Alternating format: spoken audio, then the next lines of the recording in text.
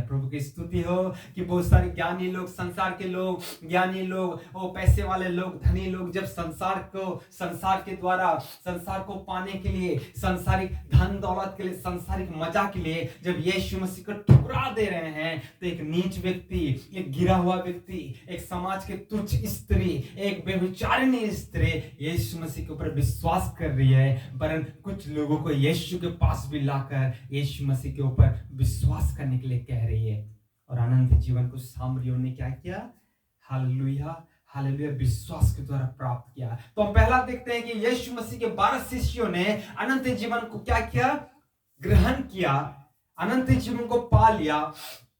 और सामरियों द्वारा अनंत जीवन को, सामरियों ने भी विश्वास के द्वारा अनंत जीवन को क्या किया? पा लिया। हालेलुया, हालेलुया, प्रभु की स्तुति हो।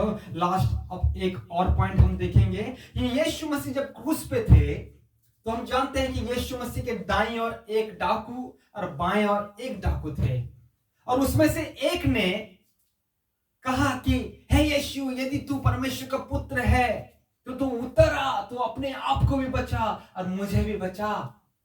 लेकिन दूसरे ने कहा, दूसरे डाकू ने उस व्यक्ति से कहा कि चुप रह, क्या तू नहीं जानता कि हम तो अपना किया फल भोग रहे हैं, लेकिन ये यीशु ने तो कुछ भी नहीं किया। और उस व्यक्ति कहता है, वो व्यक्ति कहता है, डाकू कहता है कि हे यीशु, जब तू अपने राज्य में आएगा तो मुझे स्वीकार करना, मुझे याद करना प्रभु।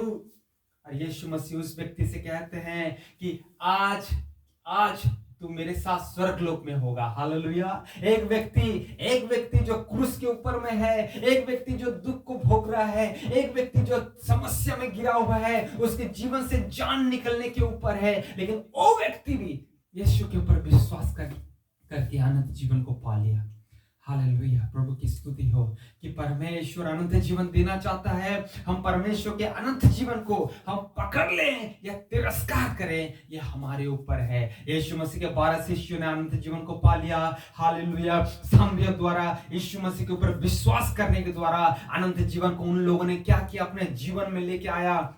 और एक कुख्यात कुकर्मी, एक बहुत बड़ा डाकू क्रूस के ऊपर से भी यीशु मसीह के ऊपर विश्वास करने के द्वारा अनंत जीवन को पा लिया। हालेलुया, प्रभु की स्तुति हो कि हमारे जीवन में इस प्रकार हो कि हम यीशु मसीह के द्वारा दिए जाने वाले अनंत जीवन को प्राप्त करें, ना कि सांसारिक धन दौलत के द्वारा, ना कि हम अपने लाभ के लिए यीशु मसीह को क्या करें? तिरस्कार कर दे, अनंत जीवन को ठुकरा दे, ना कि हम अपने ज्ञान के द्वारा यीशु मसीह को ठुकरा दें, क्योंकि यीशु मसीह इसलिए आया कि हमें अनंत जीवन दे। इसलिए पौलुस कहता है कि हे प्रिय पुत्र तीमुथियुस, तू अनंत जीवन को धर ले, तू अनंत जीवन को धर ले, अनंत जीवन को पकड़ ले, अनंत जीवन को पकड़ के रख, तुझसे ये अनंत जीवन दूर ना होने पाए। हालेलुया, प्रभु ने हमारे जीवन में अनंत जीवन दिया है। प्रभु ने हमारे हृदय के अंदर में विश्वास का बीज बोया है। ये विश्वास का बीज बोने के द्वारा हम अनंत जीवन को पकड़े हैं। अब ये अनंत जीवन हमसे दूर ना होने पाए,